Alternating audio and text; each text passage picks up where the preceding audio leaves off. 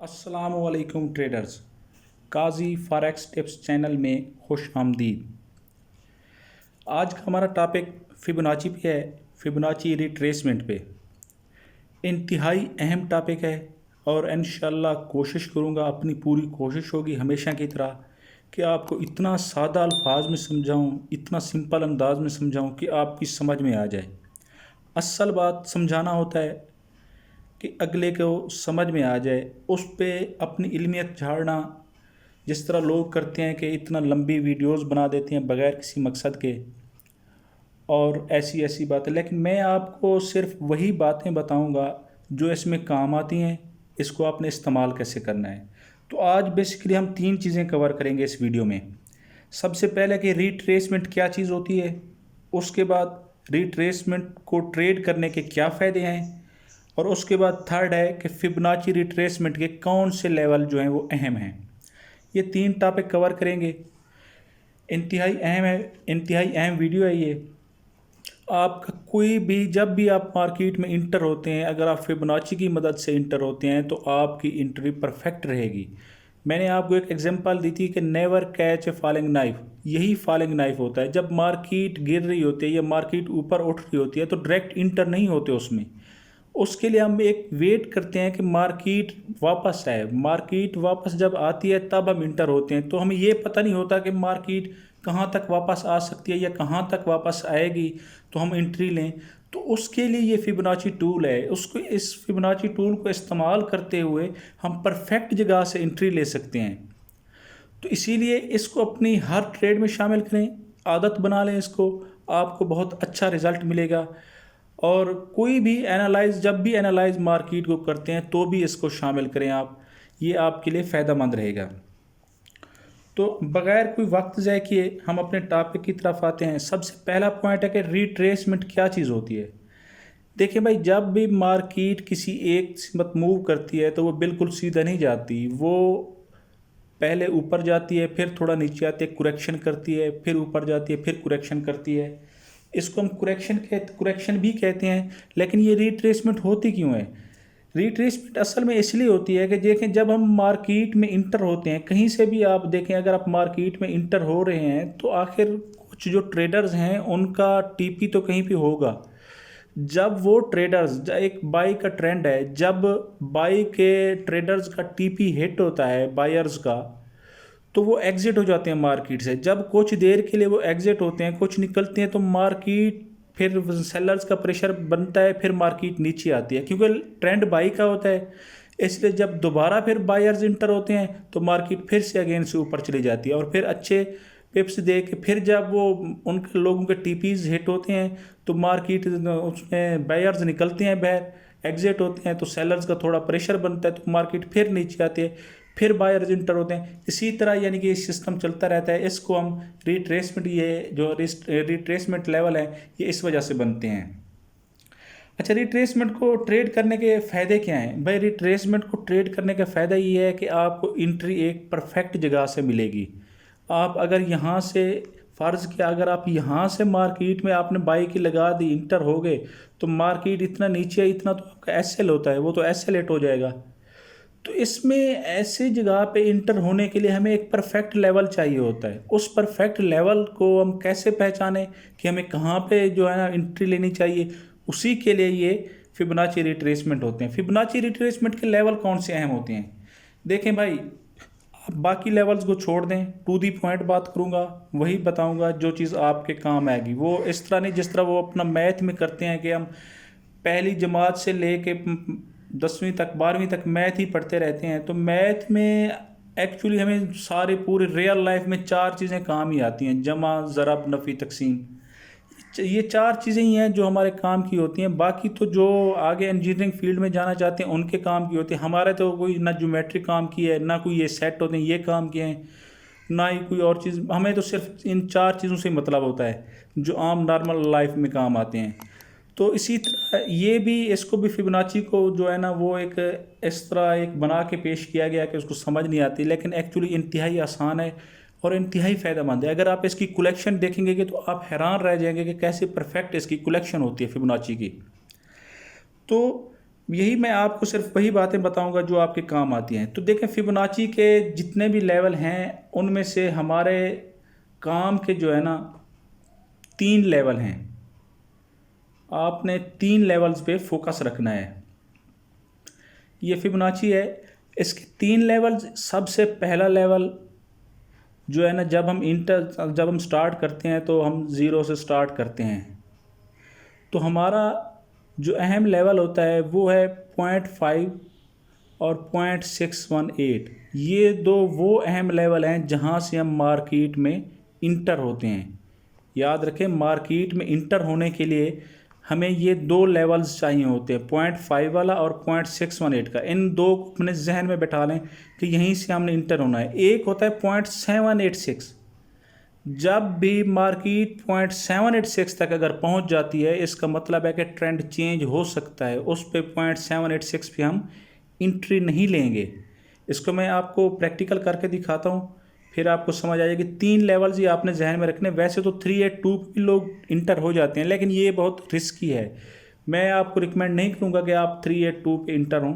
आप ये 2 लेवल ही जो है ना, इस पे इंटर हों तो आपको अच्छी एंट्री मिल सकती है। अच्छा, इसको ड्रा करने के जो है ना तरीके आप ये भी नोट कर लें। इसको ड्रा करने का सिंपल तरीका है, बाई के ट्रेंड में हम स्विंग लो से स्विंग हाई की तरफ जाएंगे।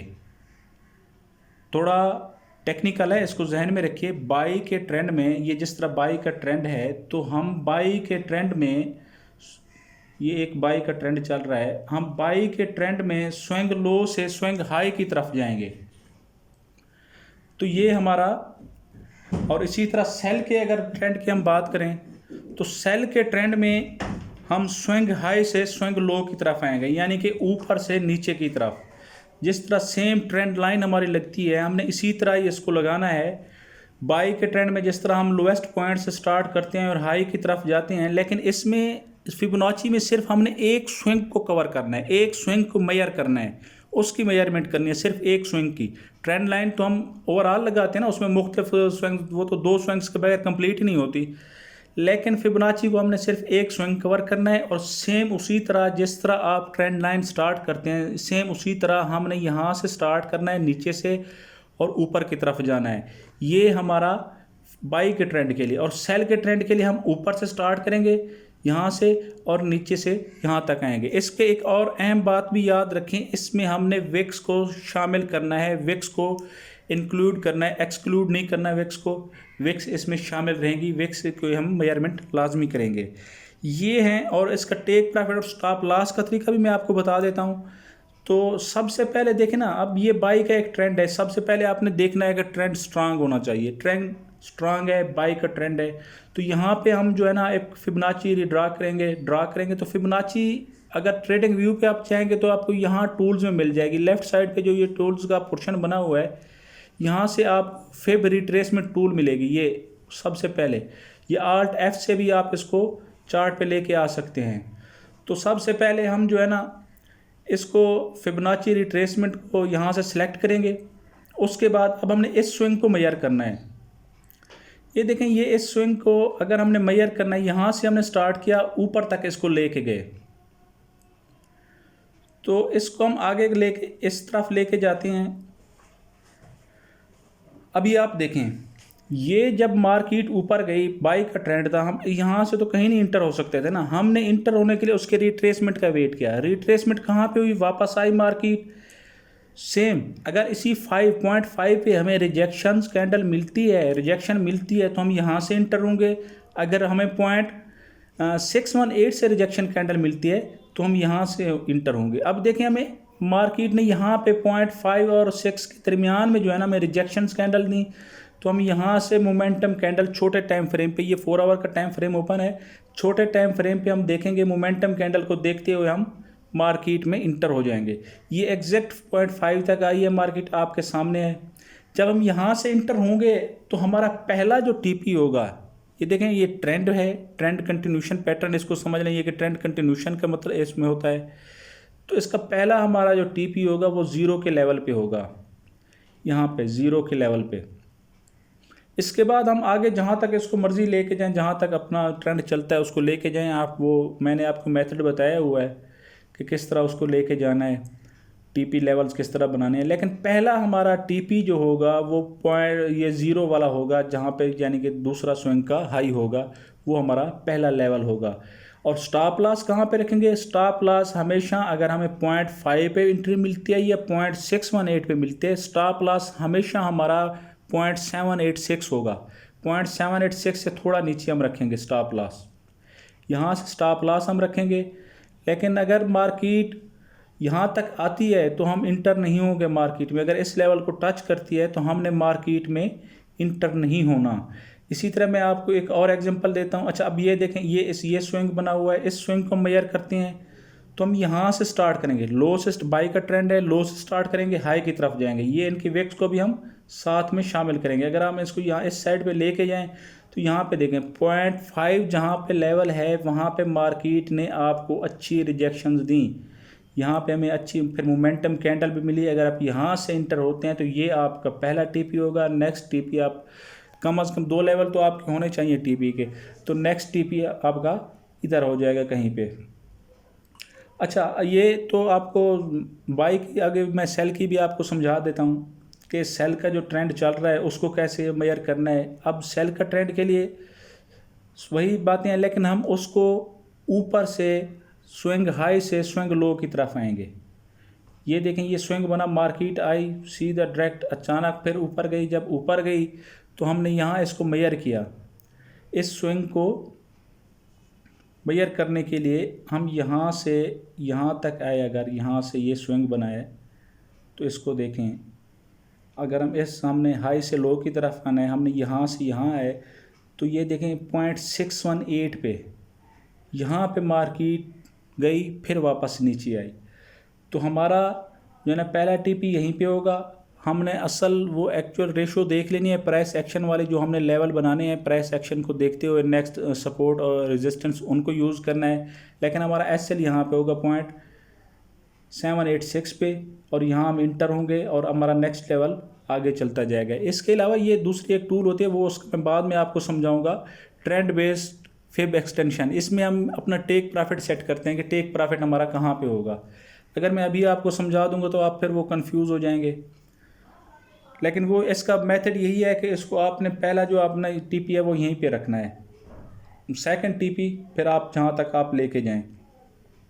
इसी तरह अगर देखिए आगे वाला हम स्विंग मेजर करते हैं, यहाँ तक मार्केट आई, हमने इसको मेजर किया कि भाई अभी तक ट्रेंड तो सेम ही चल रहा है सेल का, तो हमने इसको मेजर करने की कोशिश की। तो अगर हम इसको मेजर करें तो यहाँ पे देखिए 0.618 पे आके मार्केट ने हमें रिजेक्शन दी, यहाँ से फिर मार्केट नीचे आ गई। तो इसी तरह हम जो है ना इसको फिब को यूज़ करते हुए अपने जो है ना मार्केट में एंट्री लेंगे।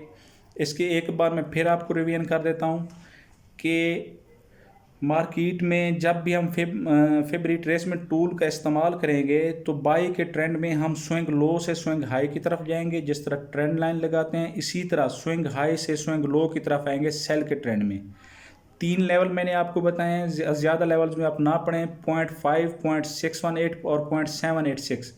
0.5 और 0.618 हमारे इंट्री के लिए हैं। जब मार्केट यहाँ पे हमें रिजेक्शन कैंडल देगी हम इंटर होंगे।